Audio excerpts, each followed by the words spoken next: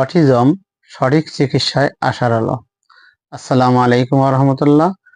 আমি ডাক্তার মোহাম্মদ আকরাম হোসেন, প্রভাষক, Dhaka homeopathic medical college and হাসপাতাল, chamber base camp industrial park, Sarabo, Kashimpur, Gazipur. আমি আজ কথা বলবো আমাদের সমাজের একটি স্পর্শকাতর বিষয়, অটিজম। অটিজম একটি শব্দ যা অনেক বাবা মার রাতের ঘুম কেড়ে নেয়। আপনার সন্তান কি কথা বলতে দেরি করছে? চোখে চোখ রেখে কথা বলে না? বারবার কি একই কথা বলে, বা বারবার কি একটি কাজই করতে থাকে?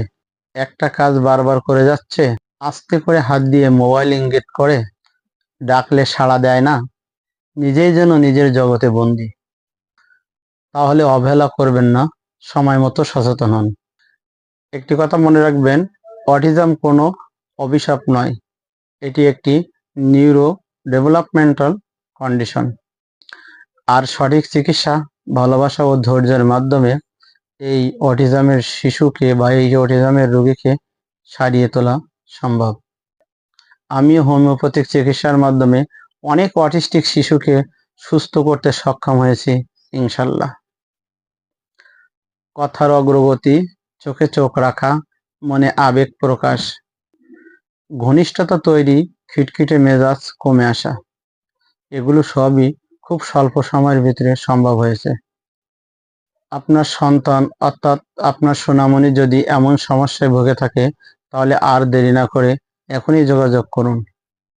পরীক্ষা করে বিস্তারিত উপসর্গ শুনে আমি নিজেই ব্যক্তিগতভাবে চিকিৎসা দিই। অটিজম মানে থেমে থাকা নয়, সঠিক চিকিৎসার মাধ্যমে সামনে এগিয়ে চলা। বিশ্বাস রাখুন, আপনার শিশুও পারবে, ইনশাল্লাহ। আমি আছি আপনার সন্তানের পাশে। তাহলে চিকিৎসা নিতে যোগাযোগ করুন স্ক্রিনে দেয়া নাম্বারে।